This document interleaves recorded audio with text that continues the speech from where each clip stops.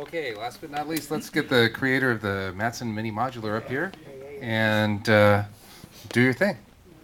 What is this? It's a microphone. It actually, it was talking to there, and it gets loud right out there, right behind you. It's make big for your voice. See Sometimes all the it makes nice feedback. people out there? Shut your mini plug on. Testing, 1, 2. Can everybody hear me? Yes. No. How about now? No, How about now? no. Can you see me now? They cut out. My name is George Mattson, and this is my stuff.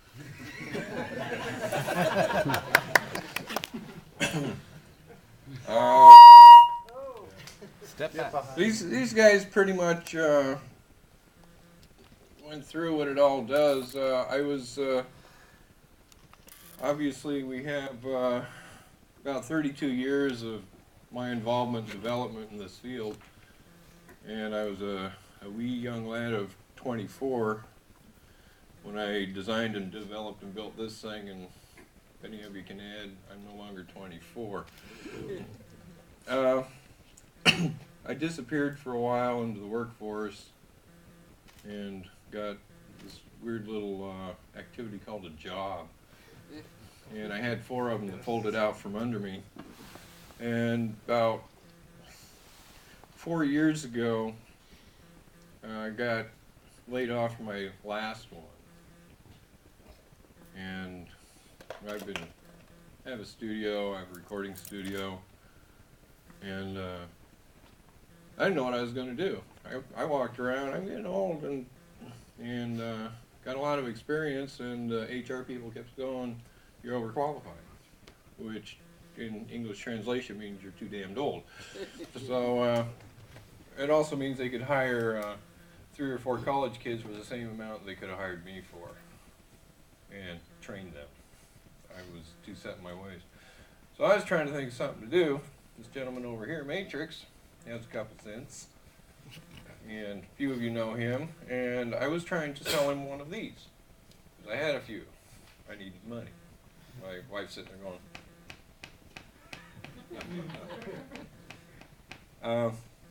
honey, we have a mortgage. I said, not for long.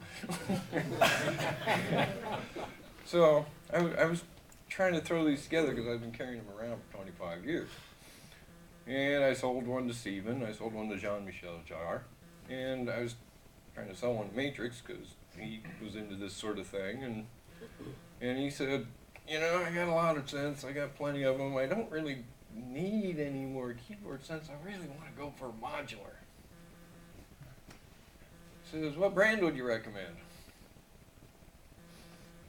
There's a lot of them out there.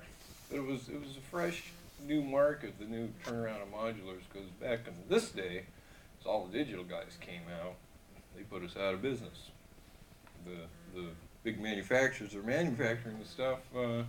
They had the wafer fabs and the technology to invest in R&D and pop out synthesizers on a chip for 25 cents a piece. We couldn't compete with that. So I was trying to sell one of these Matrix, and he said, what would you recommend? There'd been a resurgence of all these digital kids that discovered analog. So it was coming back. And I said, well, none of them. I'd rather build my own. And he said, why don't you? I didn't have an answer. Wasn't doing anything else, so here it is. I was too stupid and naive to realize that these guys are building 1 or 2 modules and marketing them to everybody, so I built an entire system.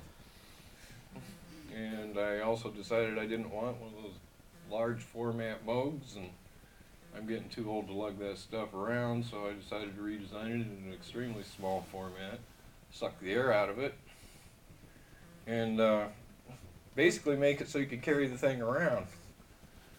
It's kind of evolved a bit. The basic cabinet is a single cabinet with 12 modules. I have all sorts of accessories. I've got a cable caddy for, since you need cables to patch things together, you need a place to stash them. Could use a gig bag, I suppose, but I thought that was kind of classy, so I did that. And also these little metal cones that I got in here to hold the cables. These mounting frames in here I have cut out of 13 gauge steel. And they're laser cut, and they're just little 1/2 inch strips that are tapped and drilled and tapped for putting the modules in. They're mostly air. Well, they're charging me for the steel, and they keep the scraps. I was paying for it, and then they turn around and sell the scrap to some scrap guy, and so they're double dipping.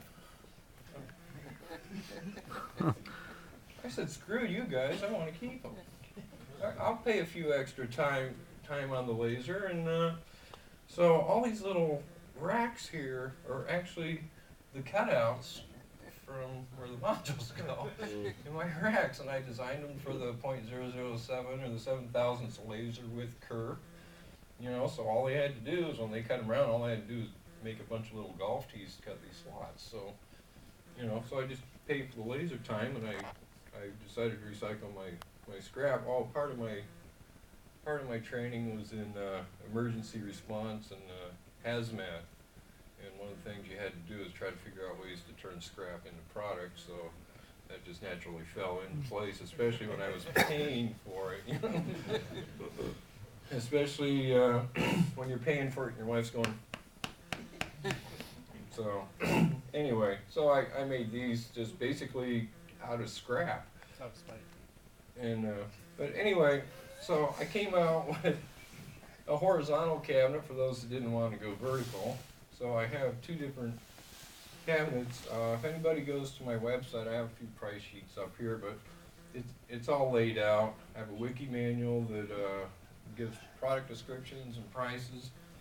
Steve says, "Oh, bring retail ready product here." I go, "There's no way." I make all my own cabinetry. I build all the modules myself, and I have a real good source of wood. So, you know, I can customize anything. So it's a matter of working with the customer and discussing what their needs are, what they want to see, what they want to do, and we develop the system on a one-on-one basis based on what the customer wants. So there's no way I could bring a retail-ready product. But I also have a real weird format. People were complaining because it didn't conform to anybody else's format. Technically, it didn't matter because I developed an entire system. I didn't have one or two modules, and you had to depend on several manufacturers to do it. They're all pretty straightforward. They're basically just rehashes of what's in the Centaur. I don't have the brain I used to, so I just redesigned the circuits I had from before. May as well get my money's worth out of them. Recycle. But what I started doing, there's a lot of guys out there that are into do-it-yourself. And this is an example of one of my circuit boards in here. So the first of the year, I said, okay, well, here's a working module. It's assembled, it's designed, it's tested, but you can put it in whatever format you want. You want a Eurorack panel, you want an MOTM panel, you want a big panel, you want to cut something the size of a star and use weird connectors, it's up to you. So I'll send you the guts. It'll work. I have different types of power connectors I'll sell them. Have little wire kits so they can connect it up to whatever other panels they want. And I sell these kits for about $75. Average, plus or minus $10, $15. And as an example, I put together, this is the Euro style, that's that format right there, envelope generator of my envelope. There it is, just mounted edgewise. You can see from my MIDI, most of my circuits are mounted parallel to the panels because I like it that way. But you can edge mount these things, make them that way. I did the same thing with my oscillator. So now I have two Euro style oscillators that are, or a Euro style oscillator, Euro style envelope generator that are still my circuits. And for trends for the big boys, here's my envelope generator again, same circuit, but this is that Moog size 5 unit type thing with the 1/4 inch jacks. And, I mean, you want something hefty that still has a lot of air in the cabinet. Well, that's the size of that panel. There's my circuit board.